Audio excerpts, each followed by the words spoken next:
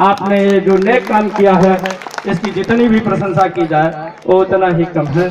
इस कार्यक्रम में उपस्थित हमारी माताएं, बहनें, बुजुर्गों, नौजवान बहादुर साथियों और नन्हे मुन्ने प्यारे बच्चों, साथियों, आज गणतंत्र दिवस है। सुबह से ही कार्यक्रम में चल रहे हैं। अभी मुझको फिर टोहिया में एक कार्यक्रम में अभी पहुंचना है, इसलिए आप लोगों से क्षमा चाहते हुए अपनी बात को सिर्फ संक्षेप में कहना चाहता हूं। ये जो अच्छा ही कार्यक्रम संभवतः ये बाबा रामदेव जी के प्रेरणा से ये कार्यक्रम पूरे देश या दुनिया में जो अलग जगाया है, ऐसी शख्सियत के लिए, ऐसे महानुभाव के लिए हम लोग हृदय की गहराइयों से उनका स्वागत करते हैं, अभिनंदन करते हैं, वंदन करते हैं। जो अलग जगाया है, आज गणतंत्र का पर्व है। आज के दिन हमारा संविधान लागू हुआ था और 15 अगस्त 1947 को जब आजादी मिली, तो उस आजादी के लिए हमारी बहुत सी बहनों का सुहाग लुटा, माताओं की गोदें सूनी हुई थी, तब जाकर के आजादी मिली थी। और आजादी मिलने के बाद इस देश को चलाने के लिए एक संविधान सभा बनी और डॉक्टर भीमराव अंबेडकर के नेतृत्व में उस संविधान सभा ने विश्व के बहुत से देशों का संविधान का अध्ययन करने के बाद भारत देश को एक संविधान दिया और देश जो है वो चल रहा है। हम आज के इस दिवस को संकल्प के रूप में मनाते हैं।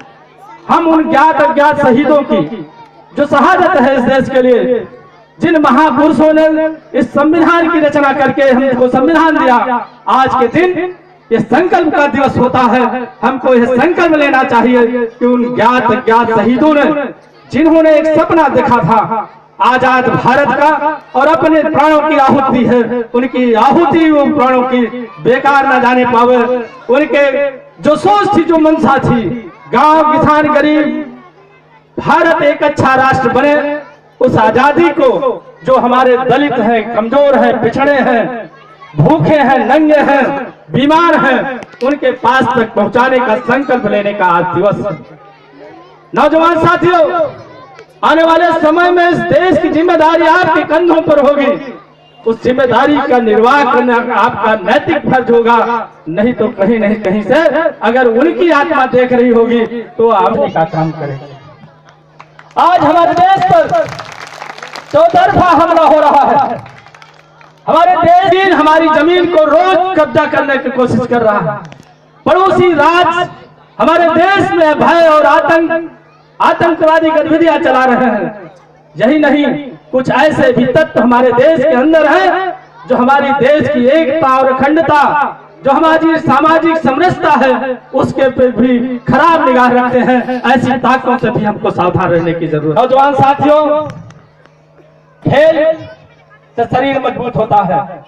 योग और प्राणायाम जो पूरे दुनिया में संदेश दिखा, हमारे ऋषि मुनियों ने योग का जो प्राणायाम हमारे बीच में दिया है, ये हम जंगलों में जब रहते थे, हमारे ऋषि मुनि उनसे सीख करके ये प्राणायाम और योग आसन हमको सिखाया गया है। मेरा कहने का मतलब है कि हर अच्छी चीज की नकल कहीं ना कहीं से, जहां से भी अच्छी चीज मिले, नौजवान साथियों उसको अपने जीवन में धारण करना चाहिए और उसको धारण करके अपने तक ही सीमित न रख करके उसको आगे बढ़ाने का भी काम किया जाना चाहिए। मैं बधाई देता हूं भाई प्रवीण सिंह जी, डॉक्टर बंगाली साहब हमारे बीच में हैं और तमाम इनके जो हमारी बहनें हैं, बेटियां हैं, हमारे भाई खड़े हैं, ये लोग उस काम को आगे बढ़ाने का काम कर रहे हैं।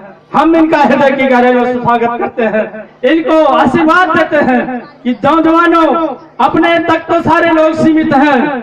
आज जो आपने सीखा है आप